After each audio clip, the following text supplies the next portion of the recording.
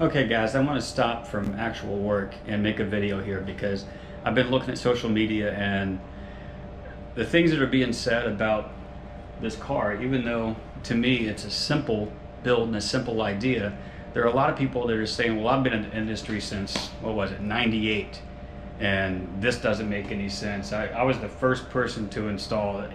I don't care, right? Because it has no merit and no bearing on what I'm doing here. For you guys that don't understand what's happening, this is an infinite baffle install. That means I need front wave, back wave isolation. For those of you that have seen the space in the spare tire well and said, there's not enough room there, you need more enclosure volume for the subwoofer. Okay, I'm not running it sealed, I'm not running it ported, I'm running it infinite baffle. So we've got something here. It's really cool. I mean, that's pretty cool just to have a stealth 24 install. But for everyone that's telling me it's not going to work because I need a bigger enclosure, it's just, how am I going to get that? I don't know. So another thing is when it comes to protecting the motor on the bottom side. A lot of you saw the first pictures on social media. It was the HST15. Now the HST15 has a larger motor. That motor hangs down 1 3/4 inches more than the motor that is on the subwoofer in the car. That subwoofer in the car, I've got more clearance. I've got 1 3/4 inches more clearance. The exhaust actually sits lower than the bottom of the motor. So at that point, I just need to build a structure that protects the motor from water, an occasional bump if it happens. How many times do you honestly hit the bottom of your car between the spare tires? Are you off-road? How does that happen? I've never done it. So realistically, water is our concern, and spray and mist.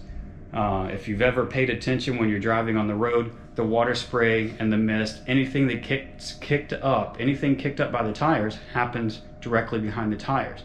Unless you're turning and something gets kicked up by the front tires, then it's going to get kicked toward the middle of the car. So it's very, very rare that anything is going to hit the middle of the car, the spare tire well. Everyone that wants to talk about how it's bad and it's going to drag the ground and all the issues that we're going to have, seriously, stop and think. When was the last time you banged your car in that location? It hasn't happened. So let's take a look at the filter media and the stuff that I'm going to use to protect the sub. I've got a demonstration set up outside. Okay guys, quick video here. I've had a lot of people talk about, especially since I posted new pictures with the actual Infinite Baffle 24 that's going in the stereo integrity Audi. I've had a lot of people comment about damage to the subwoofer, about water, about all kinds of stuff. How are you protecting the sub on the bottom side?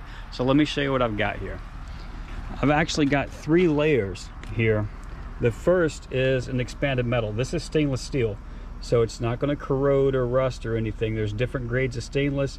This one is not going to rust. Some grades of stainless steel, even though they say they're stainless steel, they will rust. Another layer, this is hydrophobic mesh. This stuff is used on snowmobiles for air intakes of snowmobiles. It allows air to pass through, but it blocks snow and water from getting through. I've got a layer of reticulated foam here. Right, this reticulated foam just serving to slow down air movement. So that way it'll also slow water. And just for fun, I've got another layer of the hydrophobic mesh. All I did was fold this up top. So I've got 2 layers of hydrophobic mesh, the reticulated foam, and the stainless.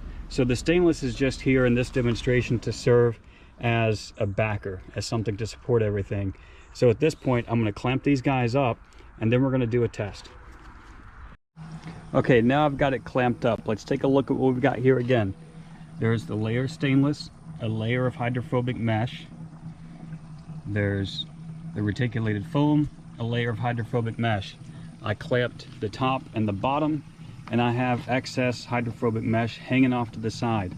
Same thing over here. If we look behind the wall's dry, everything's dry back here. So what I'm going to do is grab this water hose that I already have running, and under the car you're not going to have a ton of hard spray, but I'm going to go ahead and hit this, and I want to hit it where the hydrophobic mesh is. So I'm going to go ahead and start hitting this. I'm spraying water. Let's see what happens behind it.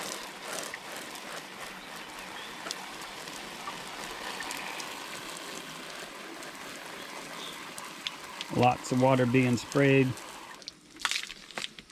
You can see how it just ran down that hydrophobic mesh. I'm curious.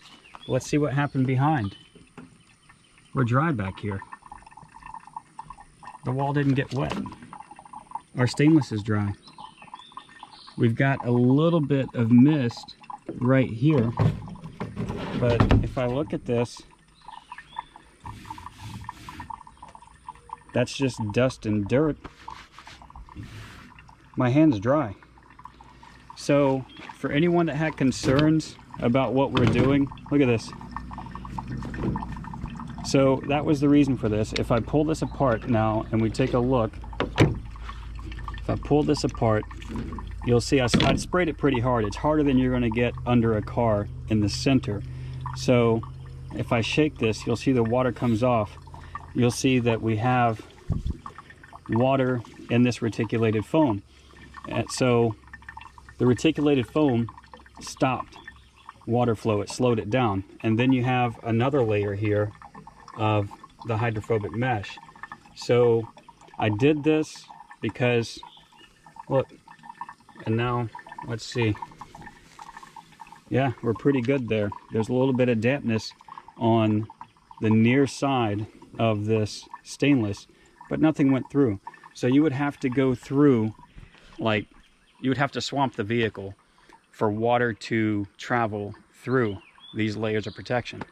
So at this point, I tested, this is the first test I've done this. At this point, I have complete faith in this setup. I guess if I wanted, I could go ahead and do something like spray this reticulated foam with Scotch Guard or something to help it repel water, because it is not a hydrophobic foam. But under the car, between two layers of hydrophobic mesh, anything that's there is going to be very well protected, and it's going to evaporate water quickly in the warm environment. So there you are, 3 layers of protection plus the 4th physical metal layer, and I think that's going to work well. See you guys next video.